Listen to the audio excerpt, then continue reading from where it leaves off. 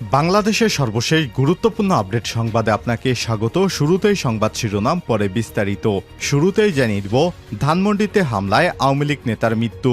ধানমন্ডি ৩২-এ শেখ মুজিবুর রহমানের প্রতিকৃতিতে শ্রদ্ধা জানাতে গিয়ে হামলার ঘটনায় আহত আওয়ামী লীগ নেতা এম এ মমিন পাটোয়ারি ৫৪ মারা গেছেন। তিনি রামগঞ্জ উপজেলা আওয়ামী লীগের সদস্য ছিলেন। এরপর জানিয়ে দিব, ক্ষমতাধর সে এসপি শফিকের কিছুই হয়নি।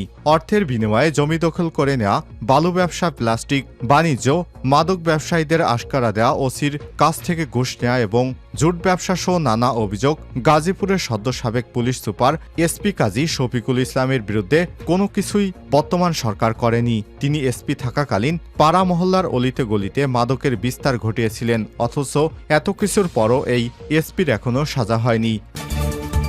জানিয়ে দিব, শুধু ঢাকাতেই নয়, দেশের বিভিন্ন স্থানে রয়েছে আয়নাঘর, বললেন নাগরিক ঐক্যের সভাপতি মাহমুদুর রহমান মান্না। এদিকে গুমের সঙ্গে জড়িতদের কড়া বার্তা দিল বিএনপি। বিএনপির জাতীয় স্থায়ী কমিটির সদস্য doctor A Z M Zahid Hossain বলেছেন, আওয়ামী লীগ সরকার আমলে গুমের সাথে জড়িতদের বিচার করা হবে। এ সময় তিনি বলেন, স্বৈরাচারী হাসিনা ক্ষমতায় থাকতে অসংখ্য বিএনপির নেতাকর্মীদের গুম খুন করেছে। যারা সব ঘটনার সাথে জড়িত তাদের সবাইকে আইনের আওতায় আনা হবে বলে জানান তিনি। এবারে জানাবো, উচ্চ আদালত গঠন করল সেনাবাহিনী। সেনাবাহিনীর অভ্যন্তরীণ দুর্নীতি এবং গুমের ঘটনার তদন্তে উচ্চ পর্যায়ে আদালত গঠন করা হয়েছে। শুক্রবার ৩০ আগস্ট সেনাবাহিনীর পক্ষ থেকে বিষয়টি নিশ্চিত করা হয়েছে। এবং সর্বশেষ জানিয়ে দিব, শনিবার রাজনৈতিক দলের নেতাদের সঙ্গে বৈঠকে বসবেন ডক্টর মোহাম্মদ ইউনূস। ক্ষমতা গ্রহণের পর দ্বিতীয়বারের মতো রাজনৈতিক দলগুলোর সঙ্গে বসতে যাচ্ছেন অন্তর্বর্তী সরকারের প্রধান উপদেষ্টা ডক্টর মোহাম্মদ ইউনূস। শনিবার ৩১ আগস্ট তিনি বিভিন্ন রাজনৈতিক দলের নেতাদের সঙ্গে বৈঠক করবেন। জানা গেছে, দিন বিকাল ৩টায় বৈঠক শুরু হবে, যা চলবে রাত ৮টা পর্যন্ত। রাষ্ট্রীয় অতিথি ভবন যমুনায় তিনি বিভিন্ন রাজনৈতিক দলের সঙ্গে এই বৈঠক করবেন। এর আগে ক্ষমতা গ্রহণের ৮ই আগস্ট রাজনৈতিক দলের শীর্ষ নেতাদের সঙ্গে বৈঠক করেছেন ডক্টর মোহাম্মদ ইউনূস। এদিন তার সঙ্গে বিএনপি, বাংলাদেশ জামাত ইসলাম সহ বিভিন্ন রাজনৈতিক দলের শীর্ষ নেতারা সাক্ষাৎ করেছেন। তবে ক্ষমতাচ্যুত দল আওয়ামী লীগ বা ১৪ দলীয় জোটের কেউ কোনো শরিক সেখানে আসেননি। এর আগে গতকাল বৃহস্পতিবার ২৯ আগস্ট উপদেষ্টা পর্ষদে এক বৈঠক শেষে পরিবেশ এবং জলবায়ু উপদেষ্টা সৈয়দা রিজওয়ানা হাসান জানান, রাজনৈতিক দলগুলোর সঙ্গে সরকার আলাপ আলোচনার প্রক্রিয়া চালু রাখবে। তারা যেসব সংস্কার চায়, অন্তর্বর্তীকালীন সরকার সেই সংস্কারগুলো করবে আগে। প্রিয় দর্শক, এতক্ষণ শুনছিলেন সংবাদ শিরোনাম, এবারে বিস্তারিত। তবে তার আগে বন্ধুরা, অনুরোধ থাকবে এই সংবাদটিতে একটি লাইক দিন। এই চ্যানেলে আপনি নতুন হয়ে থাকলে আমাদের সংবাদটি দেখতে দেখতে চ্যানেলটি সাবস্ক্রাইব করে রাখুন, যাতে করে বন্ধুরা আমাদের পরবর্তী লেটেস্ট আপডেট সংবাদগুলো সবার আগে আপনার কাছে পৌঁছে যায়। কমেন্ট করে আপনার মূল্যবান মতামত জানিয়ে দিন আপনি বিশ্বের কোন দেশ থেকে বা বাংলাদেশের কোন স্থান থেকে আমাদের সংবাদটি দেখছেন এবং শুনছেন। এবারে বিস্তারিত। ধানমন্ডিতে হামলায় আহত আওয়ামী লীগ নেতার মৃত্যু।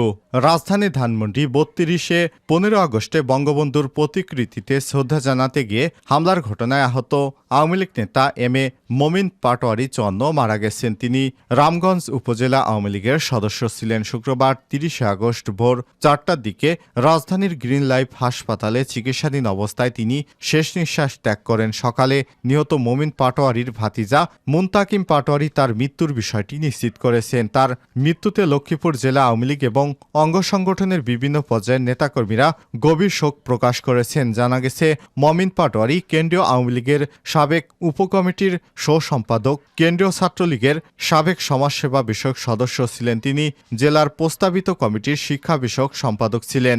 এদিকে মমিন পাটোয়ারির মৃত্যুর ঘটনায় আওয়ামী লীগের ভেরিফাইড পেজে একটি স্ট্যাটাস দেওয়া হয়েছে। সেখানে উল্লেখ করা হয়, গত ১৫ আগস্ট রাজধানীর ধানমন্ডি ৩২-এ শ্রদ্ধা জানাতে গিয়ে বিএনপি জামাতের সন্ত্রাসীদের দ্বারা আক্রান্ত হয় আহত বাংলাদেশ ছাত্রলীগের সাবেক সমাজসেবা সম্পাদক এম এ মমিন পাটোয়ারি ইন্তেকাল করেছেন। বাংলাদেশে কি এই হত্যার বিচার হবে? ক্ষমতাধর সেই এসপি শফিকের কিছুই হয়নি। অর্থের বিনিময়ে জমি দখল করে দেয়া, বালু ব্যবসা, পোস্টিং বাণিজ্য, মাদক ব্যবসায়ীদের আশকারা দেয়া, ওসির কাছ থেকে ঘুষ নেয়া এবং জুট ব্যবসা সহ নানা অভিযোগ গাজীপুর সদর সাবেক পুলিশ সুপার এসপি কাজী শফিকুল আলমের বিরুদ্ধে। তিনি এসপি থাকাকালীন পাড়া মহল্লার অলিতে গলিতে মাদকের বিস্তার ঘটে, দুর্নীতি এবং ক্ষমতা অপব্যবহার করাই ছিল যার নেশা। একদিকে বাড়ি গোপালগঞ্জ, অন্যদিকে এসপির সাবেক প্রধান অতিরিক্ত আইজিপি মনিরুল ইসলামের ভাইরা ভাই, তাকে আর ঘাটাইকে, যে কারণে অসীম ক্ষমতার দম্ভে তিনি কাউকেই পরোয়ানা করতেন না। সম্প্রতি তাকে ময়মনসিংহ ডিআইজি অফিসে সংযুক্ত করা হয়েছে। এদিকে ভুক্তভোগীরা জানিয়েছেন, এই ধরনের ক্ষমতার অপব্যবহারকারী দুর্নীতিগ্রস্ত পুলিশ অফিসারকে শুধু বদলি কিংবা সংযুক্ত করলে হবে না, তার বিরুদ্ধে দ্রুততার সঙ্গে কার্যকর তদন্ত শুরু করতে হবে। এরপর বিভাগীয় মামলা দায়ের সহ দুর্নীতি দমন কমিশন থেকে সম্পদের হিসাবও নিতে হবে। একই সঙ্গে বিদেশে যাওয়ার উপর নিষেধাজ্ঞা দিতে হবে।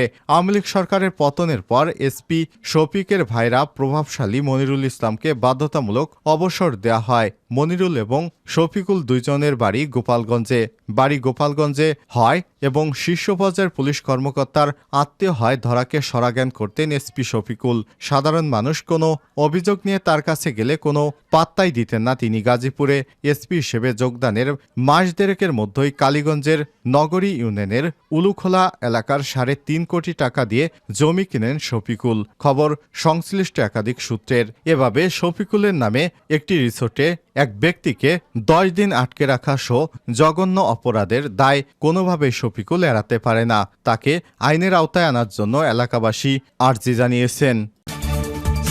শুধু ঢাকায় নয়, দেশের বিভিন্ন স্থানে আয়নাঘর রয়েছে। মান্না, শুধু ঢাকা জেলাতেই নয়, বাংলাদেশের বিভিন্ন স্থানে আয়নাঘর রয়েছে বলে মন্তব্য করেছেন নাগরিক ঐক্যের সভাপতি মাহমুদুর রহমান মান্না। আজ শুক্রবার 30 আগস্ট জাতীয় শহীদ মিনার প্রাঙ্গণে মায়ের ডাক আয়োজিত গুম এবং বিচার বহির্ভূত হত্যাকাণ্ড বন্ধের প্রতিবাদে আয়োজিত মানববন্ধনে তিনি সব মন্তব্য করেন। মাহমুদুর রহমান মান্না বলেন, 5 আগস্টের পর নতুনভাবে যে জাগরণ তৈরি হয়েছে সেটিকে অনেকেই স্বাধীনতা বলে আখ্যায়িত করেছেন, কিন্তু এমন সময় যদি স্বজনহারা ব্যক্তিরা তাদের স্বজনদের ফিরে না পান তাহলে সেই স্বাধীনতা ব্যর্থ হয়ে যাবে। অন্তর্বর্তীকালীন সরকারের কাছে আবেদন থাকবে, দ্রুততম সময়ে স্বজনদের কাছে গুম হওয়া ব্যক্তিদের ফিরিয়ে দিন। এ সময় তিনি বলেন, আয়নাঘর থেকে মাইকেল চাকমা ফিরে আসতে পেরেছে, এখন পর্যন্ত অনেকেই ফিরে আসেনি। দুঃখ হয় যখন গুম হওয়া ব্যক্তিদের নিয়ে কথা বলে আসছি, তখন মন্ত্রীরা বলতেন ভূমধ্যসাগরে ডুবে যাওয়া ব্যক্তিদেরকেও নাকি আমরা গুম হওয়া হিসেবে বিবেচনা করছি। গণমাধ্যমের কাছে অনুরোধ থাকবে, বিগত সময় থেকে শুরু করে আপনাদের কাছে গুম হওয়া যত খবর আছে সবগুলো প্রকাশ করুন, যা দেশপ্রেমিক হিসেবে এটা গুরুত্বপূর্ণ দায়িত্ব।